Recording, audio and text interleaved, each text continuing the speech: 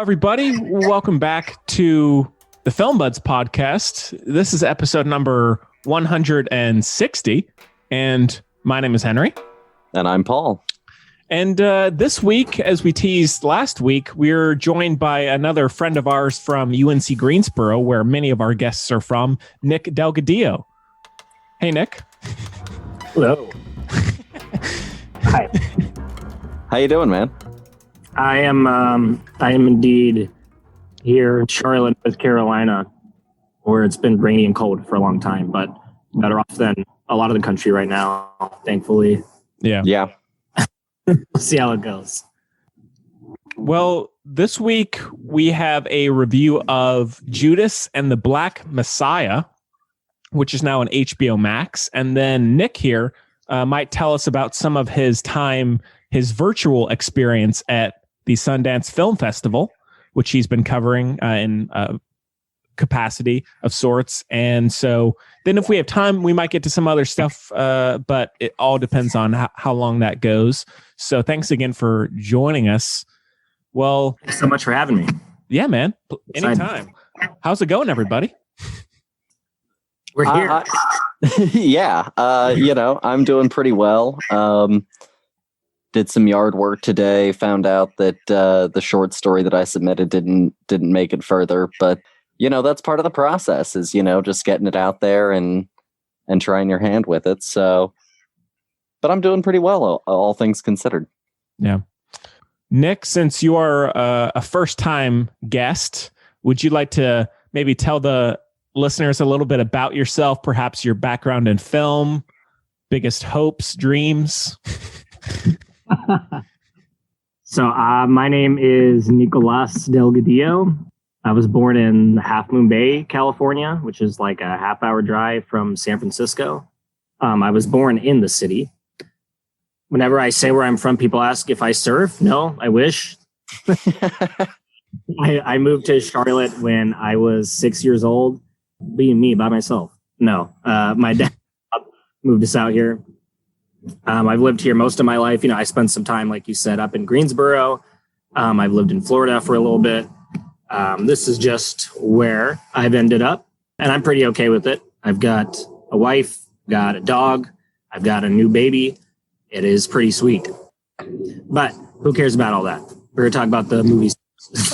So let's see. I don't have any formal education when it comes to film or film studies or anything like that. Just like an avid fan, basically. I loved, like a lot of kids, I was really captivated by movies growing up, especially all the classic Disney animated ones. I grew up during the Disney Renaissance era. The Lion King's still probably my favorite movie ever. And I also loved stuff like Jurassic Park. And then, once we got into high school and everything is when the MCU kicked off. So I was really brought up on like the big blockbuster stuff, which I've always loved.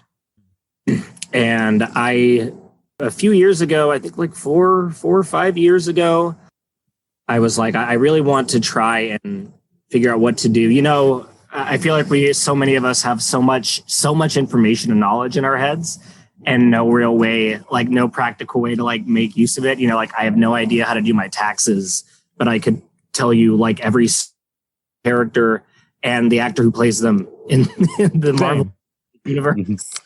And, just what would essentially be useless information like that. And I was like, can I put this to use? So I was inspired by YouTube, like film critics, for lack of a better term, video essays, stuff like that. Sure. People like Chris Stuckman, like the big ones. I like Lindsay Ellis a lot, Jenny Nicholson, stuff like that. So I initially started off with a YouTube channel. And I did that for a few months, and it just became way too much because I was doing everything myself. It's a lot more because you have to write, you have to watch whatever it is you're going to watch. You got to write a script, basically, your feelings on it, at least set everything up, film it, edit it, all that. Mm-hmm. So I guess it comes from that I decided like, well, I'll just do the writing, Yeah. That's another option. People just do written reviews as well. Yeah. So once I started doing that, I did a quick search for any places that were hiring for a film critic. Once I started practicing that, I got really lucky. I got a job with Discussing Film, which is a really cool outlet that's still new. It's 4 years old now. Yeah. But it has a huge following already, lots of engagement and stuff, lots of really cool like interview opportunities and screeners and stuff like that. That's been really exciting. That first year I started writing, I also joined Cultured Vultures. Oh, yeah. And they're mostly gaming. I'm in video games. I do not do that side of it. I'm part of the movie side. And that one's nice because Cultured Vultures is Rotten Tomatoes certified. So anything I write on there goes straight to the site. Oh, cool. Cool. What else? I write for 2 more outlets. I've written a few pieces for Geeks of Color, which is really nice. You should check them out. And I just started at Knotfest, which is started off as the festival for the band Slipknot. Oh, yeah. Like their version of Ozfest, you know. And now it's expanded into its whole sort of platform where they cover, music for the most part. And now they're starting to build up, their film side of things. Just an all, entertainment publication, more or less.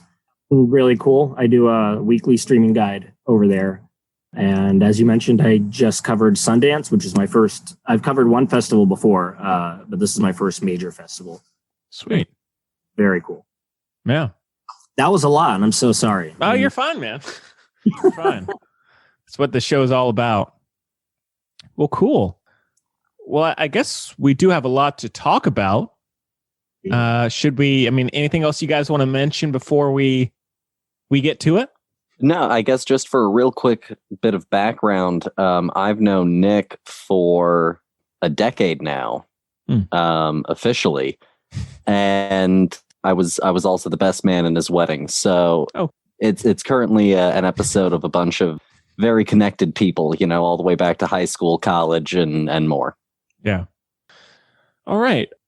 Cool. Well, I guess we should get into the review of Judas and the Black Messiah. And we do have a clip, so take a listen. Well, we ain't talking about some hippies playing bongos in the park. These the same motherfuckers hit Dr. King with a brick. I don't know how I feel about going up in there without my pistol. Right on. Best you stay behind then.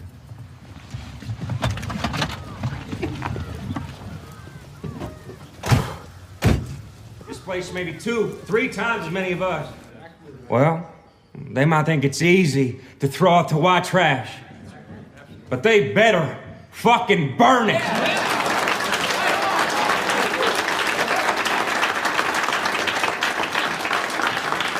You're Fred Hampton. Hey, what the fuck? You must be the preacher man. All right. As we said, Judas and the Black Messiah is on HBO Max currently.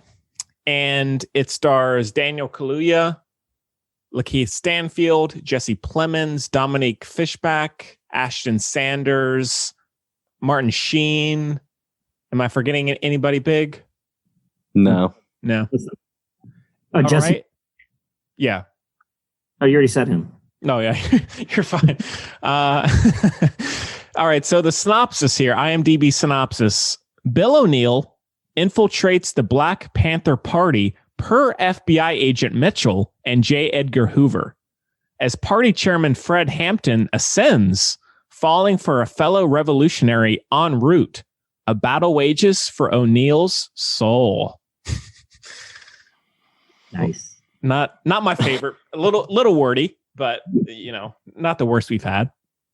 No, we've had worse. Yeah.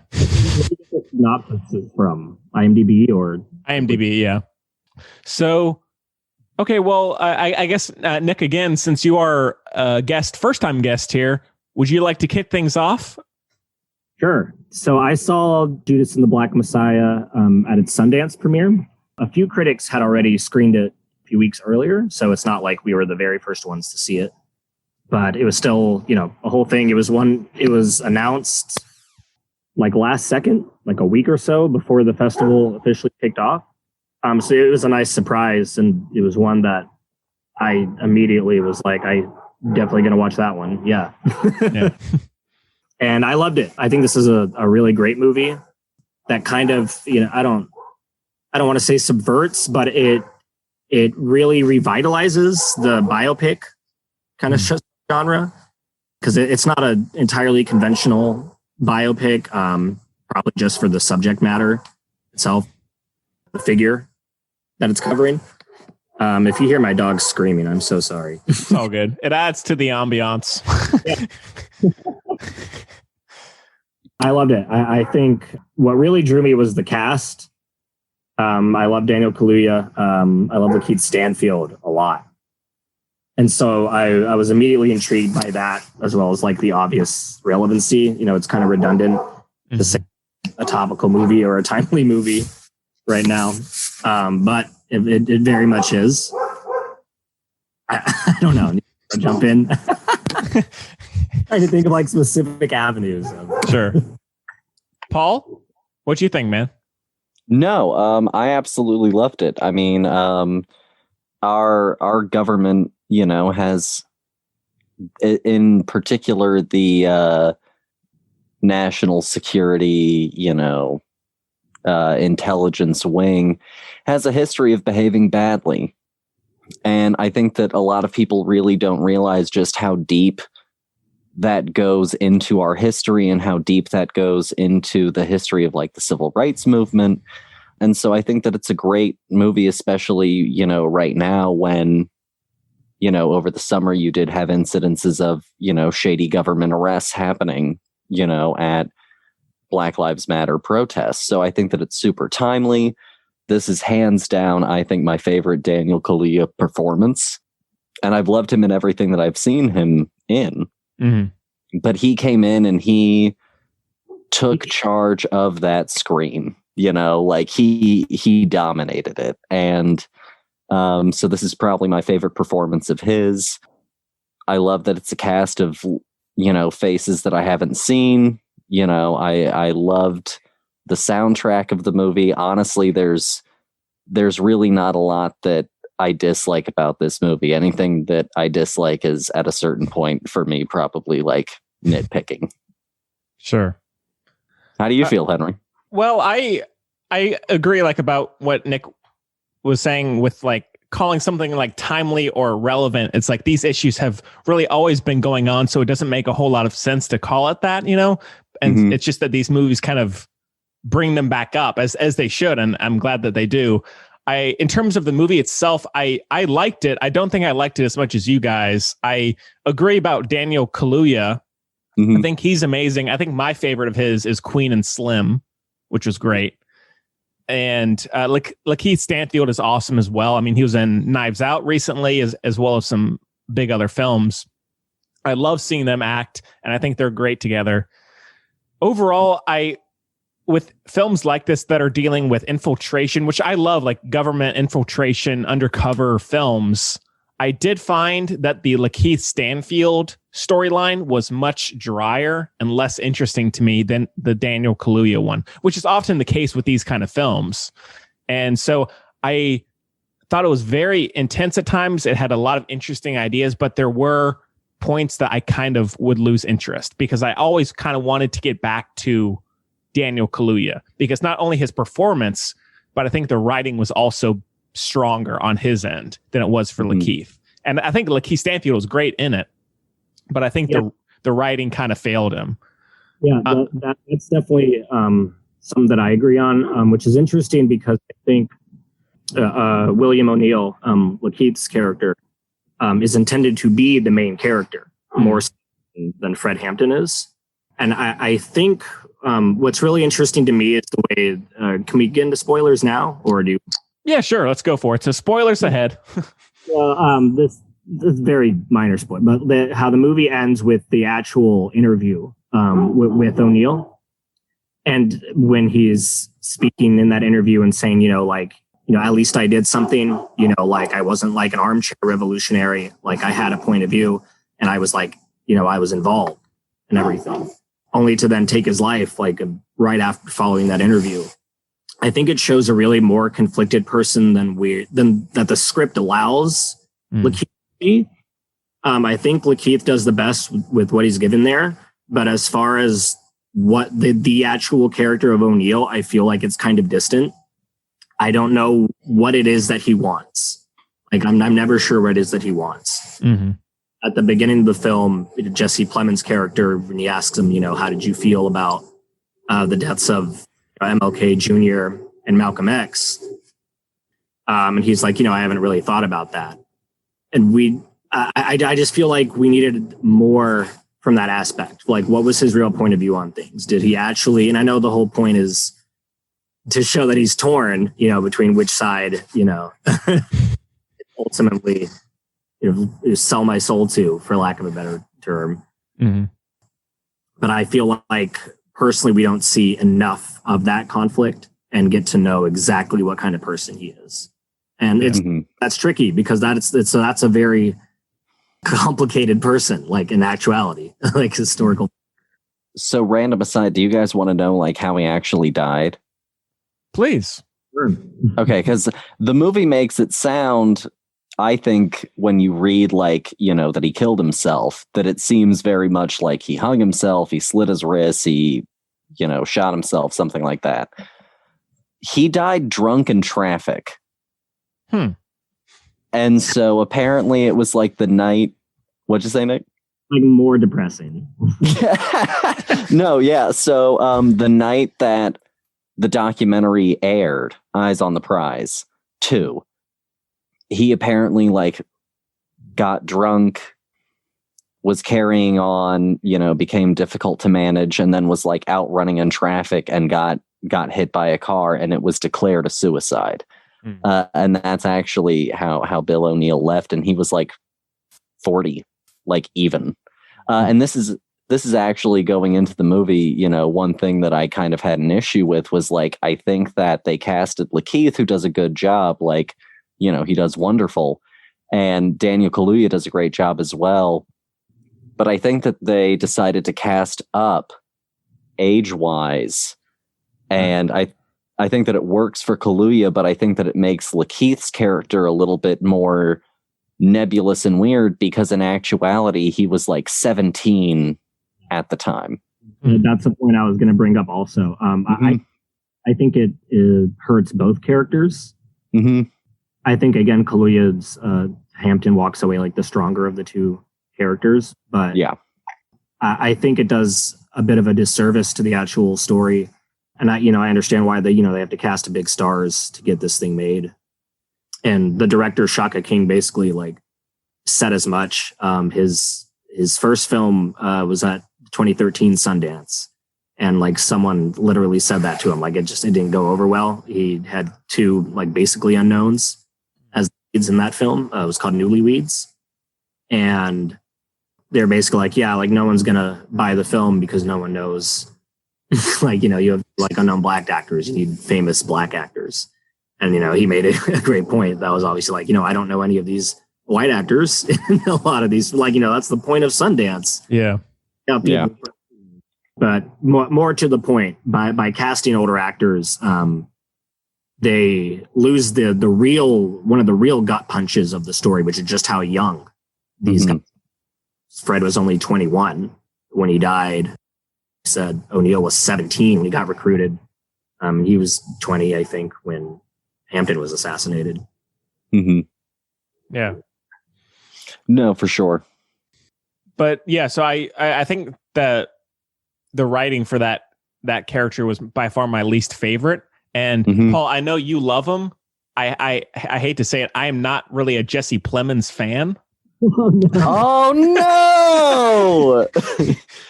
I heard you mention that a few weeks ago, and I was like, oh no, I'll bring it up at the right time. And thankfully he was in this movie. I don't think he's bad in this, but he's not someone I love. I'll just say that. Okay. And what have you seen from him? I've seen, I guess he's one of those character actors that pops up so frequently. I mean, I've seen him in, I could probably go through his filmography, and I've seen most of it. Yeah. I mean, okay. not to detour too much here, what are the films of his that y'all love or performances? I really weirdly love his Breaking Bad character. Okay. I think he's very funny in Game Night, and I think my favorite would probably be his Black Mirror episode. Okay. Okay. Paul? I think that he is great in Fargo season 2. I think he absolutely kills it there. I'm a really big fan of him in The Master as Philip Seymour Hoffman's son. This is just a random aside. I used to make a joke that I thought that Jesse Plemons was the Black Mirror result of Hollywood experiment to hybridize Matt Damon and Philip Seymour Hoffman into one actor. And it worked. But I'm trying to think what else do I enjoy of Jesse Plemons? I guess more to the point of like why I like him is when I have seen him, he has killed it for me. And when it's a role that doesn't really like give him the chance to like do everything that I think he can do, I think he still does a good job. Black Mass, I think that's a role where he's just kind of definitely present, but I think that he does great in it. I think he does a good job at selling me on like, you know, part of this story is how the pressure, the strong arming, the tactics rolled downhill, right? And you don't get it for very long with Plemons, but you get this kind of scene, that weird scene where he gets challenged by Hoover and his own boss. And it's definitely made very obvious that if he doesn't answer the right way, you know, which is to say that if his wife or if his daughter brings home a black man, you know, that he'll have some sort of, you know, conniption fit, you know, absolutely freak out and disown her or whatever. You know, it becomes obvious that he's very pressured and sort of strong armed. And it's the only scene that you get of him being strong armed. But I think that it's an important scene because it becomes this kind of like, that's how you develop a top down culture, you know, inside of the organization of, you know, uncomfortable questions and of forcing you to confront things that like you didn't necessarily think that you were like gonna suddenly have to like talk about in your daily life. And I think that it's an interesting little scene, and I just think that Jesse Plemons does a great job of creating complexity in roles. But I'll stop now. Yeah, well, I mean, we could talk about that for a long time. So why don't you like him? Let's get more to the point. To me, every time, and I'm not like singling him out as like some horrible actor, every time I see him, and I've seen everything y'all mentioned except Fargo season 2, and I've seen some others, it always feels like I can, not only that he's trying too hard, but I can see his research in his performance. And it's like I can see his or feel his preparation. I don't know why exactly. I wouldn't be able to detail why, but it always bugs me. Interesting. His performances don't come across as like natural for you. Exactly. And it's purely I know I say this all the time. It's just a subjective thing. It's not someone I could really argue about, obviously. But no, yeah. It's just from the first time I saw him, I something about him, it didn't rub me the right way. But, you know, that's a conversation for another time. Maybe a Jesse Plemons bonus shows in the works. But anyways, back to Judas. So Paul, and you had mentioned, I think the soundtrack and the score are both great. I think that adds some great atmosphere and mood to the movie. That was one thing I really liked about it. I guess if I had any other complaint for the film, it would be that I thought that the first hour and so was really, really, really tight. And I did think that second hour just had a little bit of a pacing problem for me. Not much of one, but enough that I definitely felt like I was more aware of the length of the movie in the second half versus the first half. But I don't know. It reaches the point where it has to get through a lot of stuff in like its second half, whereas, you know, the first half, it's allowed to take its time to establish everything. And now we got to get to it. Yeah. There was I thought the shootout on the street was great. Where they're shooting from the windows, that was fantastic. Really well done. I think what I like is that it's very overt about its politics, and it doesn't really sugarcoat it. At the end of the day, it's still a Hollywood production of the news, so it's not going full communist anytime soon. But I like that they allow Hampton's speeches to kind of just speak for themselves, instead of having like very unnatural dialogue scenes of like, now we're going to discuss our politics. Like now we're discuss how the screenwriter feels about things. Just using the speeches gives you all that you need to know. And like Paul said, Kaluuya just kills it. Yeah. Especially in the big one in the third act it's great stuff there. So I like that it has such an overtly politics stance, for lack of a better term there, but it's also still very much feels like it's still very thrilling. It's very exciting. And it's nice to see that balance. Yeah. No, for sure. Yeah. When I was watching the movie, I was like, this is just a sort of, I guess, a random aside. I was like, Martin Sheen is maybe hamming it up, but honestly, J. Edgar was also a lunatic, so exactly what's called for. I honestly kind of wish we had more scenes with him and the FBI side of things, just because those scenes were very like Spike Lee inspired. I think obviously in the way Spike Lee really, I would say exaggerates the way that like the people in power are. Oh, maybe only a little. Yeah.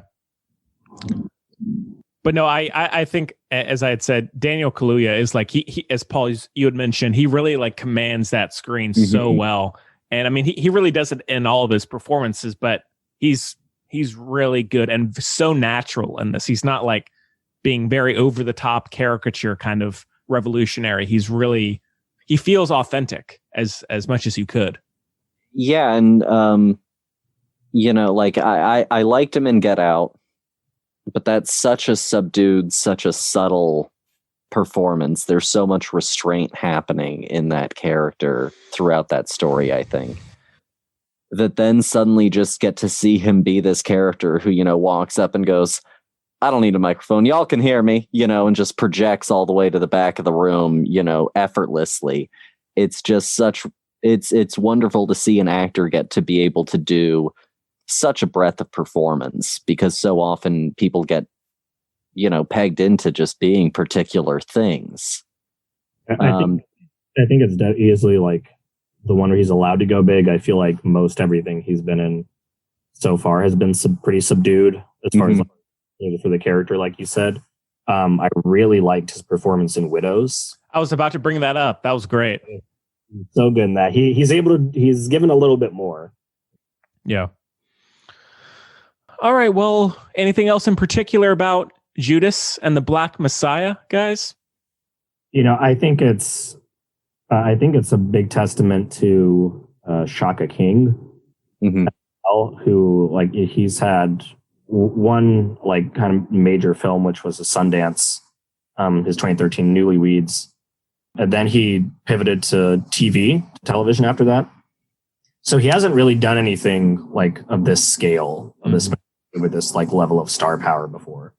And I think, for the most part, he knocked it out of the park. Like that's a hell of an impressive like show to kick off, So it'd be really cool to see where he goes from here. Yeah. Cool. All right. So out of 5 stars, guys? Nick? Yeah, I gave this one, I give it 4.5. I have some minor issues with it that stops it from being a perfect movie. But I still very much love it. I think it gets most things right. Yeah. Paul? Yeah, I'm going to go 4.5 as well. It's a movie. It has something to say. It isn't apologizing for it.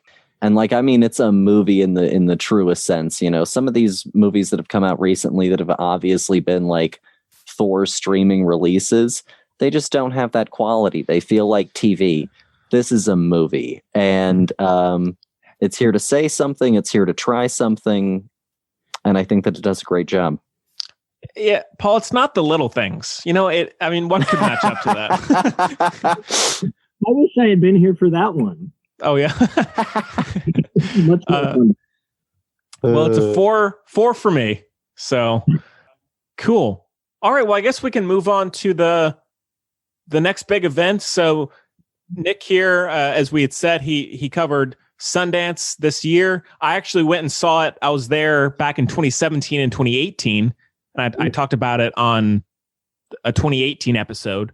And so I've been there a couple times myself, but I'm curious to hear about the whole virtual experience because of COVID, obviously.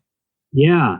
So this was like the first of its kind, definitely. So Sundance was all virtual this year. They had some drive-in locations, which was pretty neat. Closest one to me was in Columbia, South Carolina. So that was still, like a few hour drive, which I was not up for. I think they did a great job.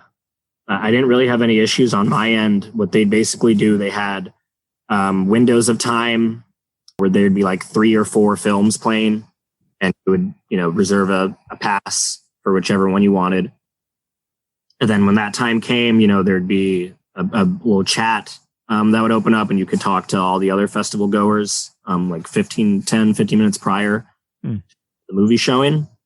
The movie would premiere, just stream. Once it started, you had like 3 hours or whatever not 3 hours, like 4 hours to finish it once you would press play. And then they had a live Q&A after, which was very cool. And they'd take questions like from the chat and everything. So for Judas and the Black Messiah, they had everybody there. They had Shaka King, they had Daniel Kaluuya, they had Lakeith Stanfield, they had Dominique Fishback, and they even had Fred Hampton Jr., Fred Hampton's son, was there, and he was an advisor on the film. He was there every day on set. It was just a really neat experience. They had like a little virtual area you could go into. You could like create an avatar, and you could join chats. Like if you went up close enough to somebody, you could start a chat, which basically opened up like Zoom, more or less. The video chat with people. They're a big group. They had, everything you could think of, they pretty much had covered. It was a varied experience, and they had some great movies this year. Yeah. Well, besides Judas and the Black Messiah, what were some other ones you saw? I saw a ton. I saw Censor was my first big one, which was the first midnight film, and it takes place during what's called the video nasty era in the UK, which is a very funny term. But that's basically, there was a whole debate about violent content, in films, books, television, that we go through every couple decades, it feels like. And there were strict censorship laws that got put in place in the country. So this is about a woman who works on the censorship board, and her job, she just watches like these god-awful, like violent exploitation films all day, and decides whether to ban them outright or whether they have to cut scenes or content, in order to pass the ratings board. So she, it gets into like what kind of toll that would take, which was really interesting to me with the conversations starting up around people that do work for sites like Facebook and everything, and like the mental health toll and the lack of support that's given to people who do that kind of work. And it turns into like a kind of psychological horror film at the same time. She watches a film that reminds her of like a long buried childhood traumatic event, and that she searches for the director of the movie, and it sends her down this whole rabbit hole and everything. So that one was pretty cool. Yeah. I saw Cryptozoo, which was very cool. That's from writer and director Dash Shaw. And it's a feature-length animated film for adults.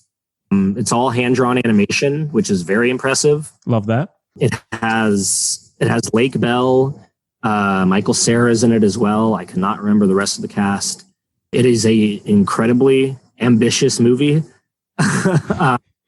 That's like a globe-trotting, like action adventure about a world full of cryptids. So, like any mythical creature you can think of, Sasquatch, Mothman, they have like unicorns, all that kind of stuff. But they traded and they're captured and sold on black markets. And there's a place called the Cryptozoo, which is where it's kind of like a sanctuary. And it gets into a whole bunch of different socio-political and moral questions of like, is a place like Cryptozoo, is it a sanctuary? Is it a prison? Is this the best way to, conserve creatures that don't have a voice for themselves for the most part? All that. It's a very, very cool movie. Just very unique, which is what I liked. I really tried to seek out things that was cool. There was John in the Hole. That's got Michael C. Hall in it. That's about a kid who leaves his family in a hole in his backyard and goes about his life and occasionally brings them down food. Really like ambiguous, kind of almost like abstract kind of thing. It has very little dialogue. And it mostly just shows this kid going about his days after drugging his family and placing them down a hole for a old amount of time. That was definitely interesting.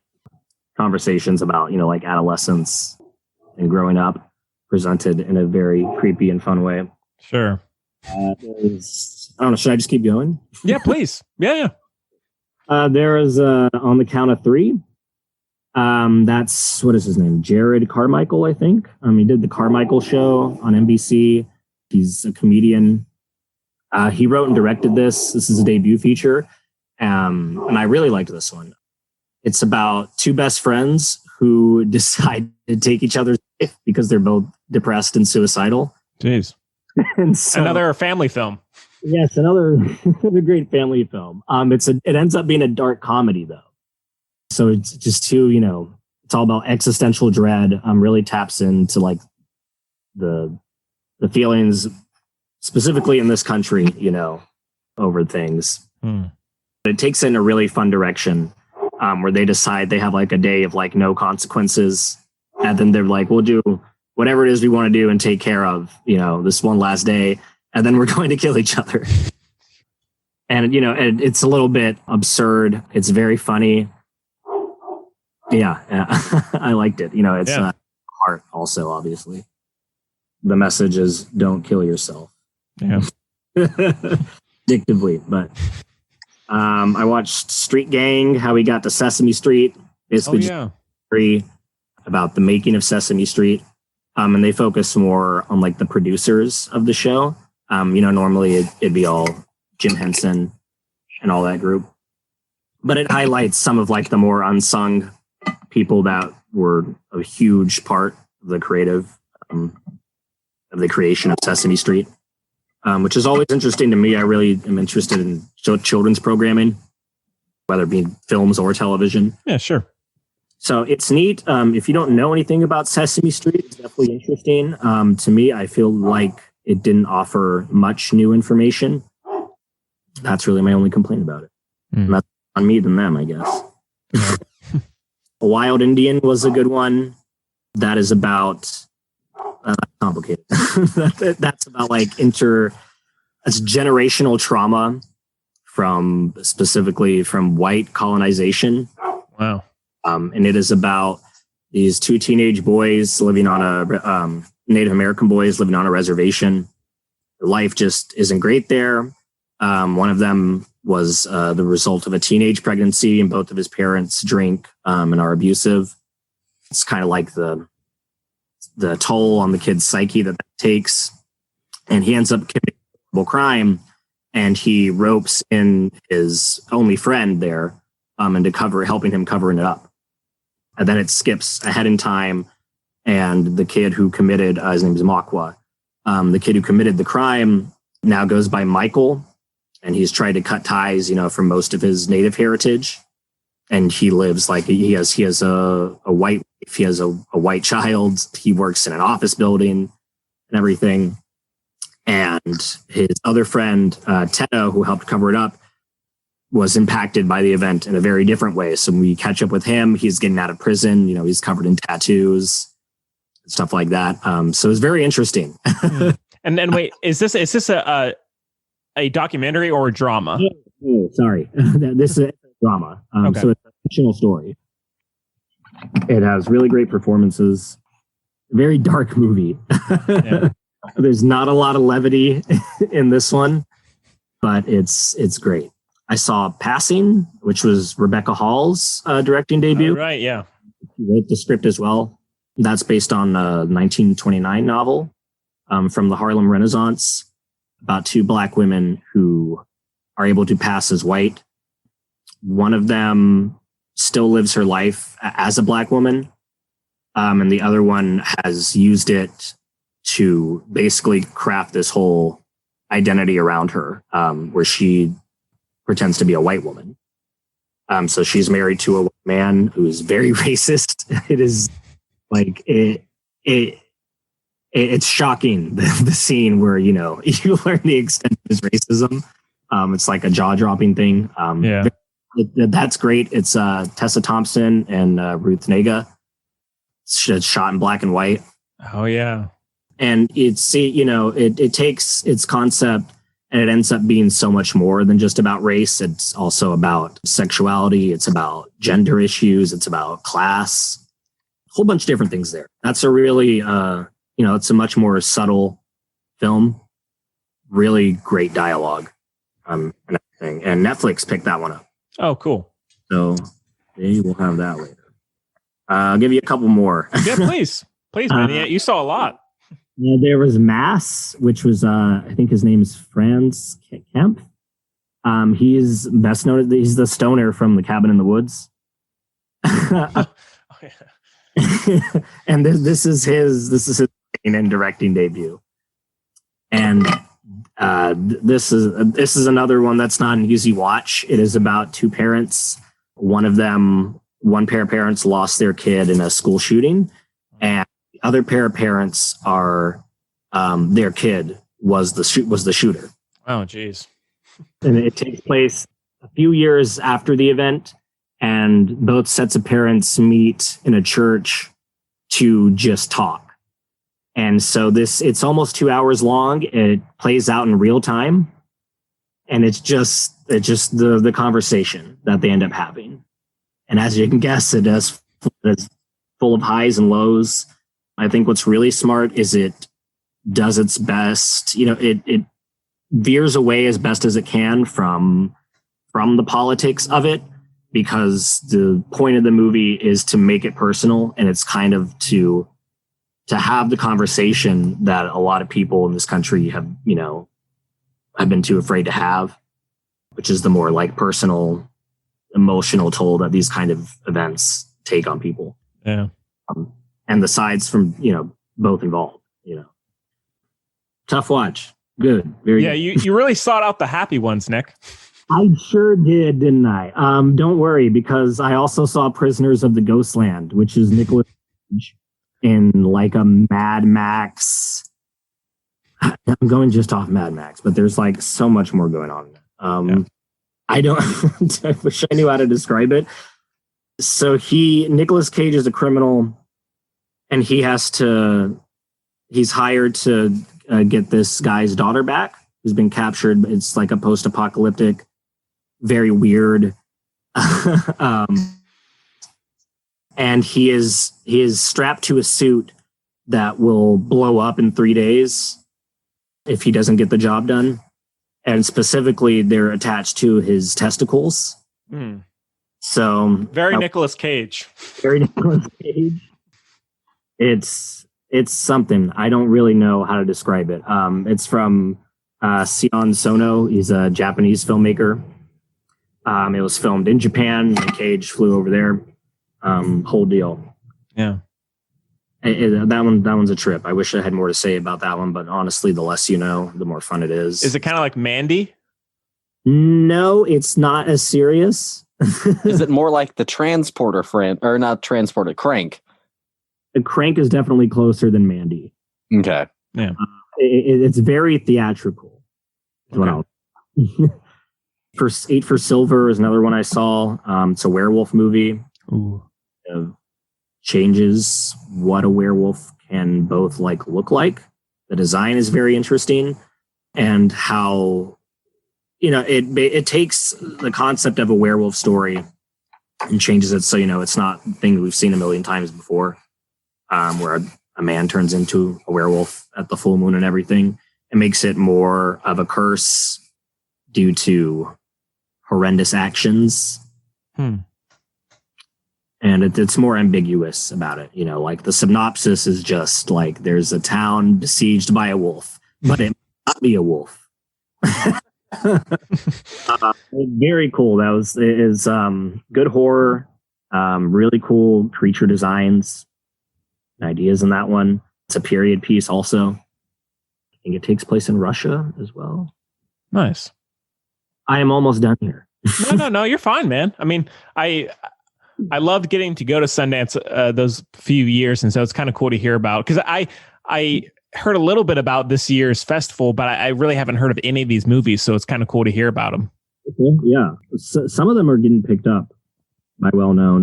The next one I'm going to talk about is called Pleasure. It just got picked up by A24. Oh yeah, I've been hearing about that one.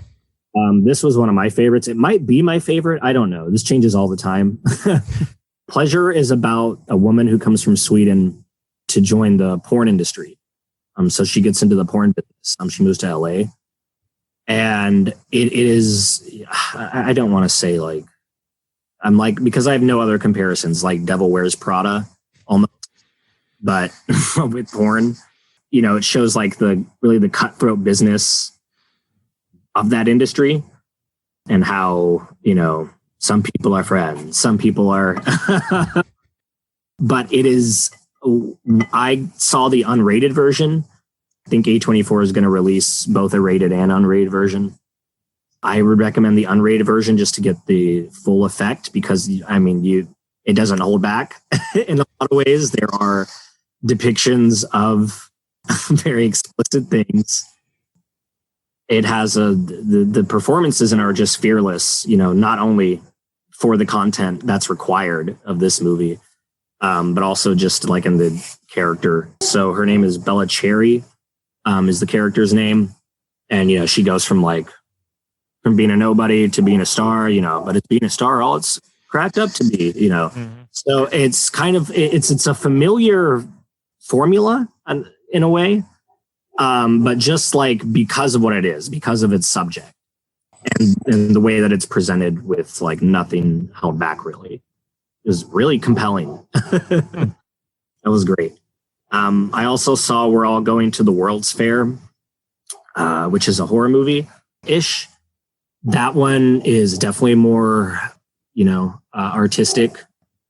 It's about a girl who she's like 13, 14, early teenage girl living in anywhere America. You see some shots of outside. There's, like the remains of a Toys R Us, there's just regular like rundown fast food places off the highway, and everything is wherever this girl lives. And it's told predominantly through her webcam.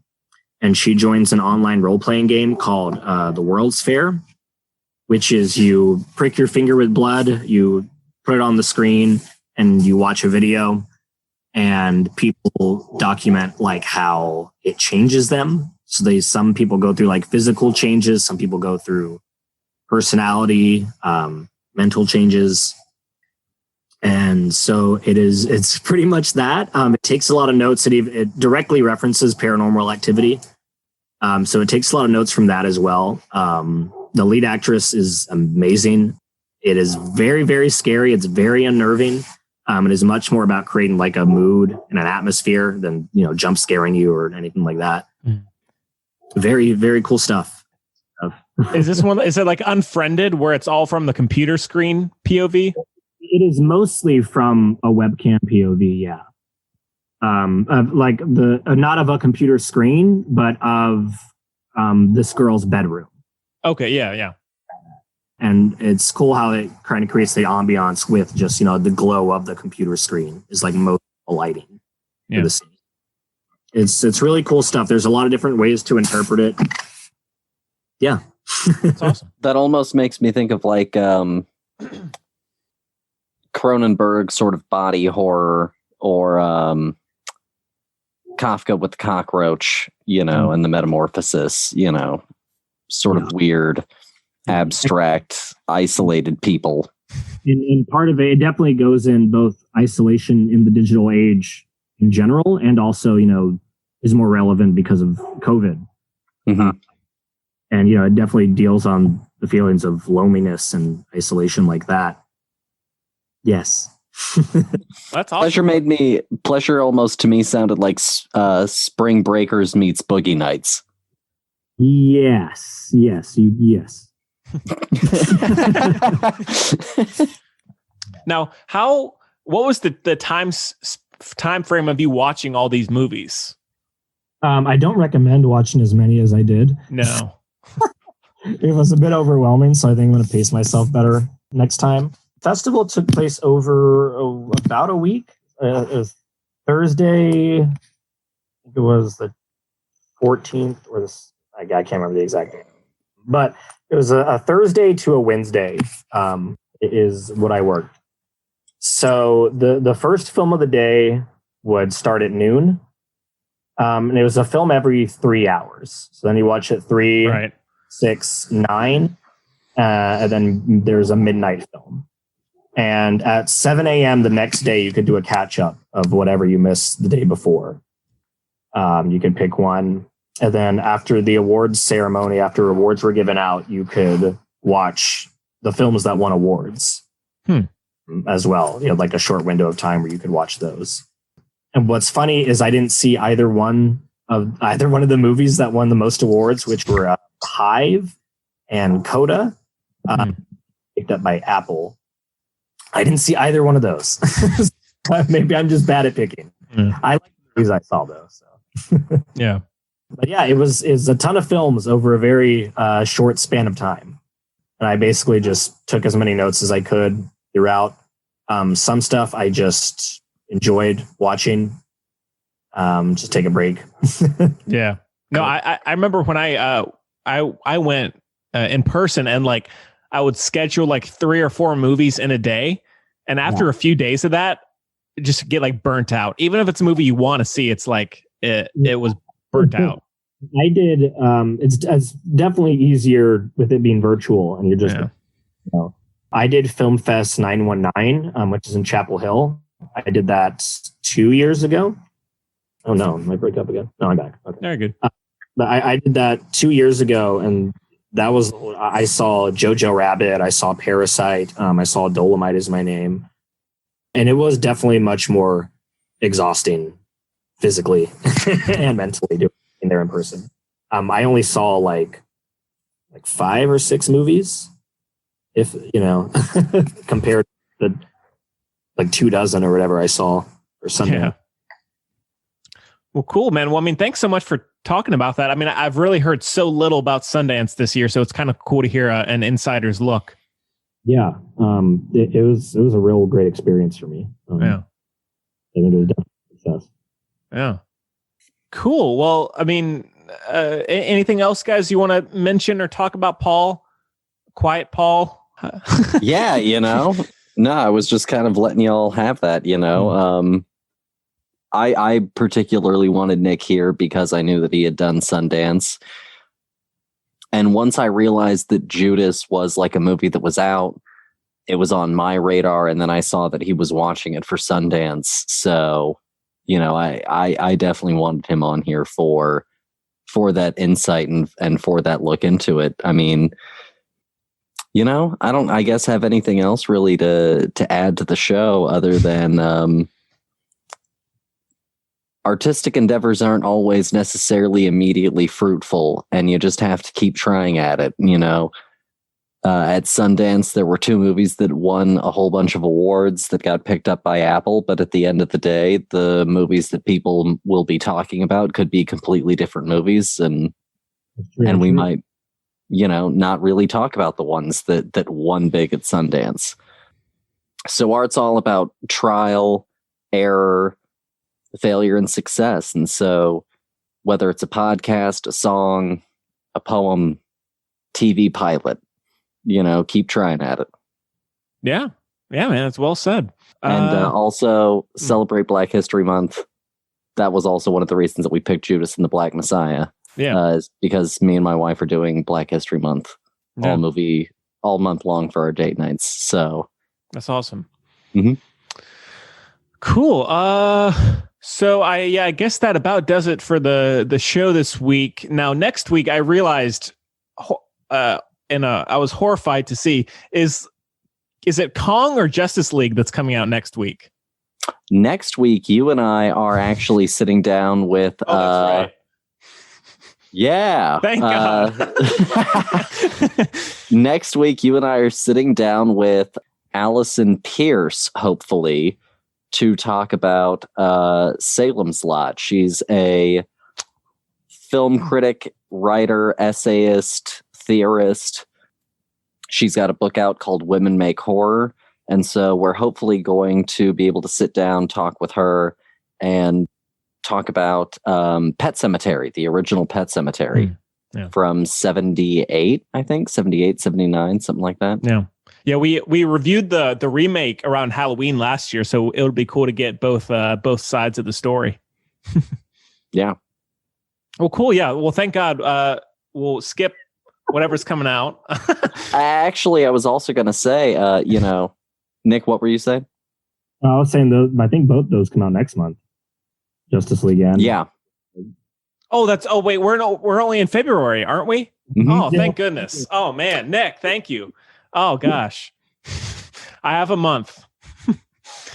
I tell you what, though, in March we've got 2 terrible films that we can have Nick on. Oh, great. To rip into. One of them is Justice League. Mm. The other one is Monster Hunter. Oh yeah. 4 hours. 4 hours of Justice League, or however long the Monster Hunter movie is. Oh, let's hope it's 2.5 or more. But no, oh man, that takes a load off. Thank you. So we'll do that interview for next, and that discussion for next week. So that'll be cool. Nick, where can people find your posts, your content, all those sorts of things? Yeah, so I'm way too active on Twitter, so that's the best avenue to find me at. You can find me at NICKY715. That's probably wrong. I think it's NIC. You can send me the username and the link. You can find me there. As I said at the start, you can find me on discussingfilm.net. You can find me on culturedvultures.com. You can find me on geeksofcolor.co, and you can find me at knotfest.com. I'm at all of those places, and also at ndelgadillo.com for a culmination of all of those. Wow. Yay. And and again, you can send me if there are any particular links or usernames. I can add that in the show notes so people can get it really directly. Perfect. Yeah. Cool. All right. Well, yeah, Nick, man, thanks again for taking the time. It's nice to talk to you. Thank you very much for having me here. This was great. Yes. That would be fun next time. Yeah. Hopefully. Yeah. And Paul, as always, man, again, thanks for helping set up this as well as the show next week. So I really appreciate that, man. Things have been a little hectic on my side, so I do appreciate that a lot. No, of course. This is a labor of love always. So yes, isn't it always? Thank you very much. All right. Well, yeah, we hope you enjoyed it as much as we did, and we'll see you next time.